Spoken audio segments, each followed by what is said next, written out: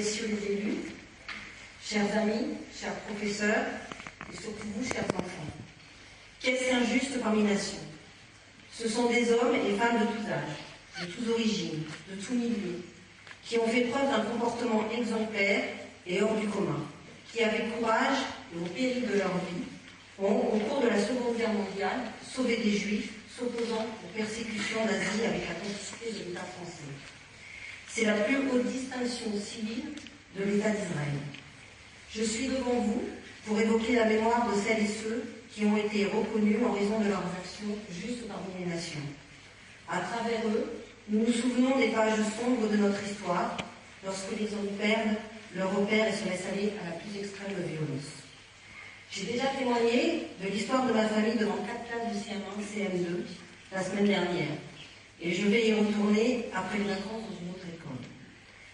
Les enfants d'ailleurs sont parmi nous, et je suis très impressionnée de leur intérêt, ainsi que de l'implication de Madame Roberto et des instituteurs de Ponte-Combo. Sur ce devoir de mémoire si important, surtout en ce moment où nous assistons à une résurgence de violence qui a réveillé les mauvais instincts d'une frange de la population de l'antisémitisme. Ce mal absolu que l'on voulait croire disparu a refait surface de la plus abominable des manières. Les invoquer aujourd'hui est un acte nécessaire pour peut-être en premier lieu rendre hommage à votre commune, qui s'est rappelée avec constance la présence ici même de celle de ces héros si discrets, mais surtout pour moi, perpétuer leurs souvenirs et leurs valeurs. Je suis fille et petite fille de personnes exterminées, mais aussi d'autres rescapées pendant la Seconde Guerre mondiale. Mon père et sa famille ont été sauvés par plusieurs personnes qu'il a fait nommer juste parmi les nations. À partir de ce jour, mon père a beaucoup œuvré pour la mémoire en rentrant au comité français pour Yad Vashem, en débutant en tant que bénévole et puis en tant que vice-président. Je suis particulièrement émue d'être devant vous aujourd'hui, car mon père est décédé il y a 3 semaines. Il y avait une phrase qu'il aimait souvent citer de Winston Churchill. Se souvenir du passé pour forger l'avenir. Il disait « Je suis, nous sommes, la dernière génération des témoins de cette tragique et effroyable époque. Et d'ici quelques années, nos mémoires seront muettes, car nos voix se seront tues. À l'heure où les derniers survivants disparaissent les uns après les autres, sa voix ne s'éteindra pas, car il a réussi sa mission de passeur de mémoire en me transmettant le flambeau. C'est à moi maintenant de continuer de faire vivre son histoire, et à travers elle, l'histoire des justes parmi les nations, et de la transmettre aux générations futures. Une petite histoire dans la grande histoire. Le titre de juste parmi les nations correspond à une réalité historique qui mérite d'être rappelée. Sur les 330 000 juifs environ qui vivaient en France en 1940, 76 000 ont été déportés, dont 11 400 enfants.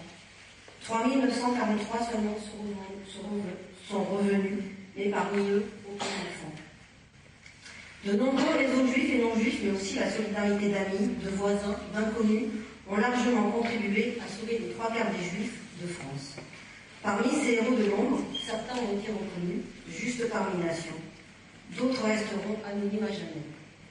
Le nom de chaque juste est gravé sur le mur d'honneur du jardin des justes parmi les nations de Yad Vashem à Jérusalem, ainsi qu'à Paris, sur le mur de l'allée des justes parmi les nations.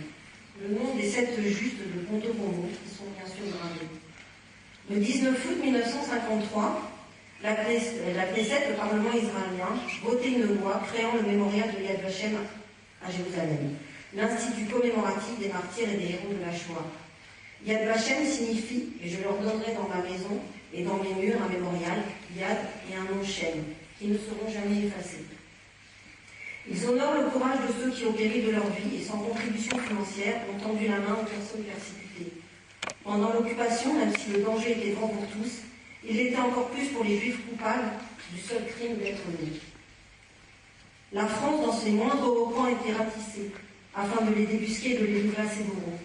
Cette chasse aux juifs, si elle laissait indifférente une grande partie de la population française, choqua ceux qui avaient de leur pays une plus haute opinion et qui étaient indignés par l'ignominie dont ils étaient témoins.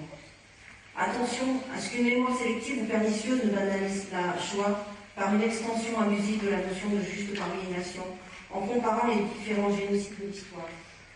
Rien ne saurait être comparé à ce qui est advenu aux Juifs durant la Seconde Guerre mondiale. Cet hommage aux justes parmi les nations, compte tenu des propos tenus et des actes antisémites perpétrés en ce moment en France, par certains doit servir à combattre le renouveau de 13 milliards de monde. À ce jour, il y a plus de 4350 justes parmi les nations. Ils ont été l'honneur de la France et ont incarné l'honneur de la République. Qui sauve une vie, sauve l'humanité tout entière. Cette phrase extraite du Talmud est gravée sur chaque médaille qui remet l'État d'Israël en reconnaissance des actions d'humanité et de courage que les justes parmi les nations ont. Les personnes qui ont sauvé ma famille ne les ont pas seulement sauvées. C'est grâce à eux que je me tiens devant vous aussi aujourd'hui. Pour ceux honorés en raison de leur action pendant la Seconde Guerre mondiale, dont ceux qui ont sauvé ma famille, souvenons-nous les mots de Simone Veil.